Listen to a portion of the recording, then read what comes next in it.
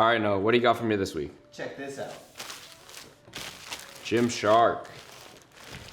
Okay, this is the Heritage Wash Tea. We've made this bag from minimum 30% post-consumer recycled waste. Check with your local authority for recycling. Very PC. Gymshark is, of course, one of the top gym brands in the world right now. This looks like a acid washed t-shirt. Little tissue there. We have a hang tag here. Heritage wash t-shirt made in Bangladesh, 100% cotton. First kind of analysis here. This is definitely acid washed, by how it feels, probably an enzyme wash on it as well. You can tell the acid wash just because of the fading in specific areas and because it's more white than reddish. I'm gonna say they probably use chlorine instead of potassium permanganate. And to get this kind of effect, you actually have to really be specific on how long you're gonna be leaving in the acid wash process for. A lot of times they're gonna be using sponges that are soaked in the mineral or acid that you're trying to use, because any longer and it'll just all look one color. You can also tell this too, based off the inside. This is gonna be the piece dyed color, and then this effect is going to be done post during the acid wash process, and that's gonna be done on a garment level. So we have a 4 needle 6 thread flat lock seam to do the front panels, probably mirrored on the back, yeah, and as well as the arms. It's gonna be a boxier fit. Looking at the neck here, the ribbing itself is a little bit wavy, not on the actual seam side, but on the inside of the neck. That's just because when you're going through this process of acid washing and enzyme washing, it's gonna shrink the cotton a little bit. And because of the length of this ribbing, it's probably 1 inch. Yeah, this is a 1 inch ribbing. When the ribbing itself shrinks, it's now going to contract. And because ribbing is naturally actually just done flat and you're curving it around the seam here, what's gonna happen is because the ribbing over here has been stitched together, it's been reinforced, it's gonna be limiting how much that shrinks. However, the neck part, because it's free floating and it's just the ribbing folded over, it will shrink more than what's been fixed on the garment. What they could have done is gone with a 3/4 inch ribbing. It would have changed the aesthetic a little bit. What's gonna happen is the distance between where it's actually fixed to the garment and the edge of the ribbing where it's folded, it's gonna be less, therefore it's gonna help keep its shape a little better. We have a neck tape on the back. Workmanship is pretty decent. This is a pretty rough thread. I don't know how comfortable this is actually gonna be against your skin. You're definitely gonna feel these seams on your body. Overall, the workmanship's pretty decent, I would say. I think, how much was the shirt again? Like 40 bucks. For $40, it's definitely more of a unique shirt. It's not kind of a generic t-shirt. It's gonna have a little more of a aesthetic appeal. There is a garment wash on here. There is an acid wash on here to give it a little more of a lived-in feeling. We have a Gymshark logo on the front, as well as a Gymshark lifting club logo on the back. You can't feel the print, so this is probably a direct-to-garment print, and it's actually gonna be embedding the color within the ink itself. So looking at this branding on the back, they're not gonna be doing this before they go through acid and enzyme washing. This is probably done afterwards. It's a little bit distressed, but we're gonna double check the website image itself, because I'm almost sure that this branding and the distressing marks are actually probably just built into the artwork itself, and it's gonna be consistent across them, just because these lines are too crisp to have been done prior to the washing process. Okay, yeah, so we took a look at the website image, and all the distressing marks here, you can see on the M, the A, pretty much all the letters, they match exactly what the website listing image looks like. So this process was done afterwards, and the distressing is built into the artwork itself. We have the care labels here. This is gonna be sewn on after it's gone through all the processes, just because if you're gonna be throwing these care labels in with the enzyme and acid wash, this is gonna be dyed by that process. We have a QC sticker here. That means it's gone through a quality control process. So if you ever get garments like this and there are defects and you go back to the brand, they're gonna be checking this number. That way they can go back to the factory and then they can have a conversation with whoever number 31 is and ask them why they passed it. Okay, so on the inside here, we have some excess fabric from the seams.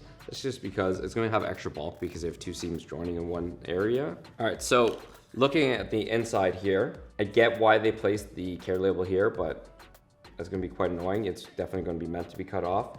You can see here that these seams are supposed to be symmetrical on the outside, in which they are, but you can see on the inside here, they actually don't match. So what that tells me is whoever was sewing this, you're gonna be sewing these two vertical seams first, and then the secondary one, and you're loading it in to the machine and actually feeding it through. What's happening is they probably ran out of fabric by the time they get to the second seam, which is why the placement of this one is not aligned with that. So maybe they shouldn't have QC past this, but again, I don't think most people are gonna notice this. This is on the inside. So now that we have it flipped inside out, you can actually see what the base fabric is compared to the acid washed fabric in terms of its original finish. All right, so in terms of its workmanship, I would say it's, it's decent. It's definitely not the best made garment I've ever seen. It's not horrible either. I think for the price point, it gives you something that's, at least somewhat unique. So before we cut this up, I'm actually just gonna try this on just to see how it fits.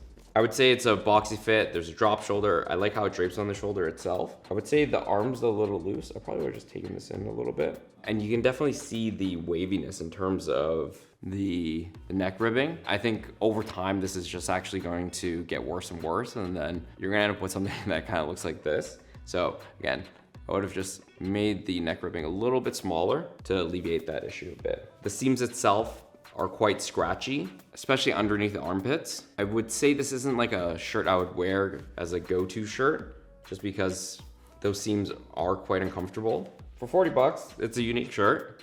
If you really resonate with Gymshark as a brand and you like the whole kind of like lifting club, pro club, running club kind of branding that everyone's kind of doing, then it's not horrible of a shirt. Then this might be a great option for you. But let's cut this up. I'm gonna show you all the panel pieces you need to make this garment, because this is gonna be quite different than a regular t-shirt. And I won't tell you what I think this costs to make in Bangladesh. I do like that they have the hang tag on a separate piece of woven here. So we got the wovens here. We have the loop with the Gymshark branding for the hang tag. So here we have the neck tape.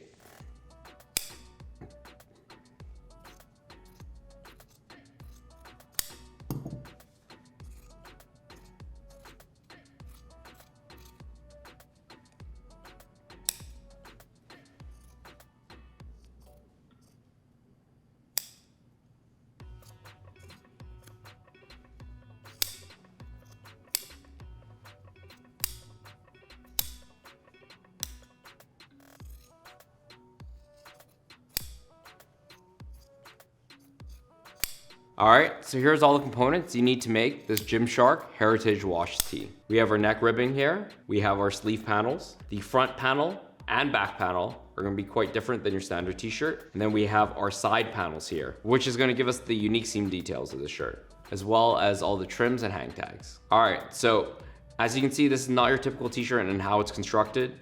The seam details, as well as the panel pieces, are gonna be unique to this particular brand. But let's take a look, let's see what the GSM is, and let's do a recap. All right, so we're gonna take a cut of this. On the website, it says 220 GSM.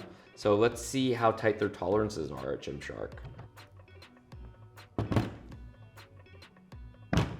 All right, so it is 214 GSM. On the website, it does say 220.